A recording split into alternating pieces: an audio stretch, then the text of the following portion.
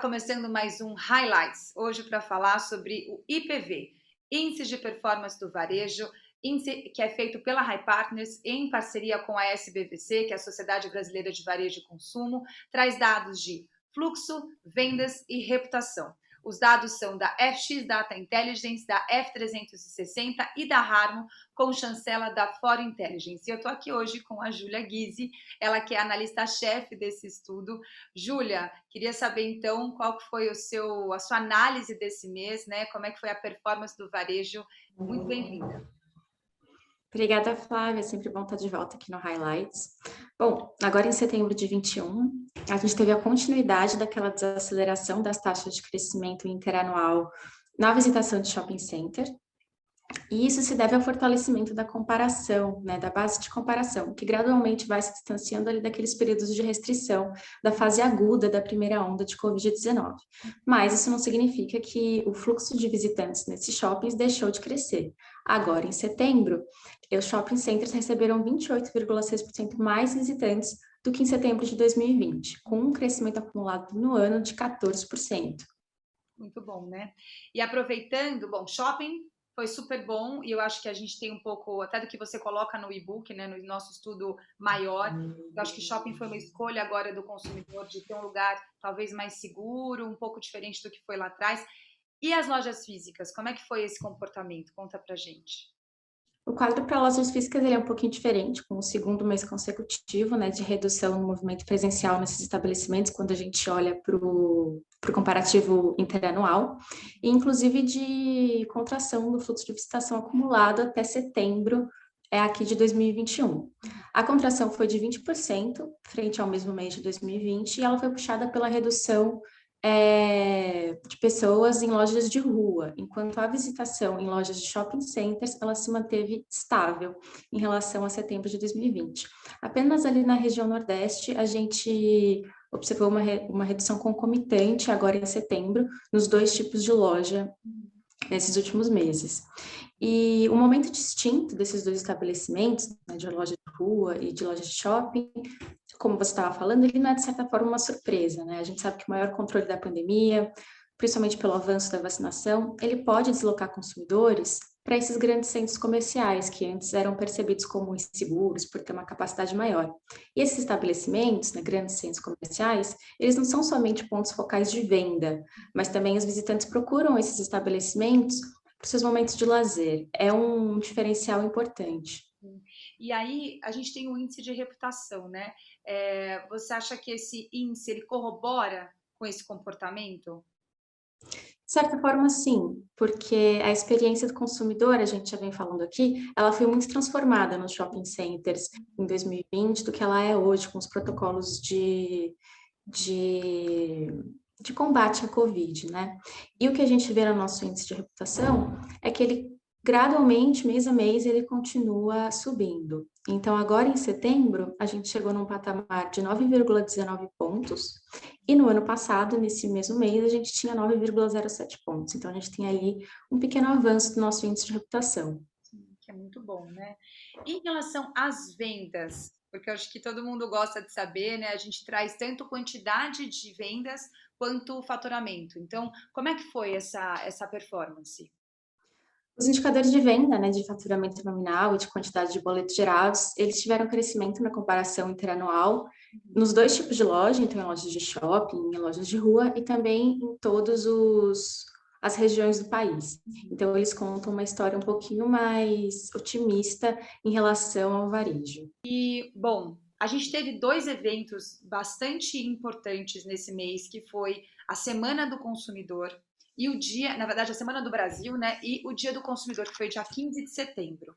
E aí, eu queria entender se isso, porque isso é recente no nosso calendário de varejo, né? São datas sazonais, mas são recentes. Eu queria entender, Julia, se a gente consegue trazer alguma visão, se isso de alguma maneira fez algum tipo de mexeu com os indicadores aí nesse período. Como é que foi isso?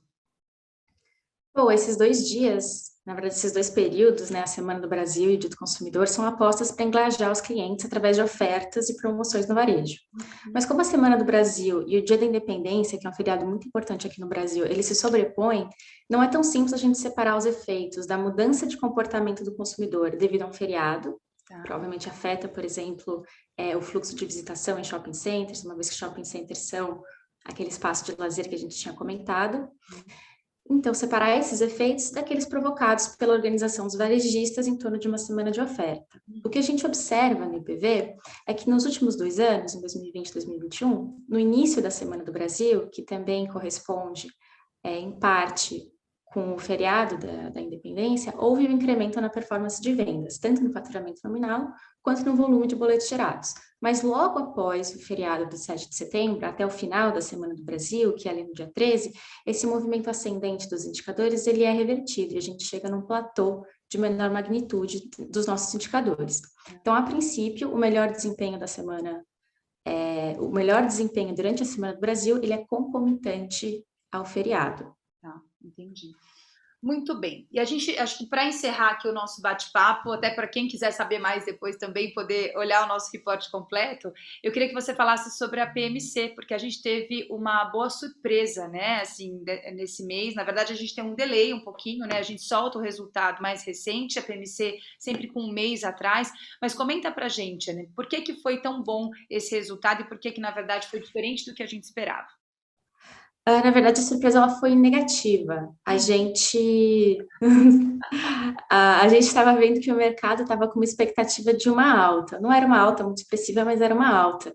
E o que aconteceu em agosto, na verdade, nessas comparações mensais, né, não mais interanuais, foi uma contração de 3,1% no comércio varejista ampliado e de 2,5% no comércio varejista restrito, que é aquele que se aproxima um pouquinho mais do perfil de segmentos que a gente tem no IPV. Esses dois números são taxas de variações mensais na série livres de influências sazonais.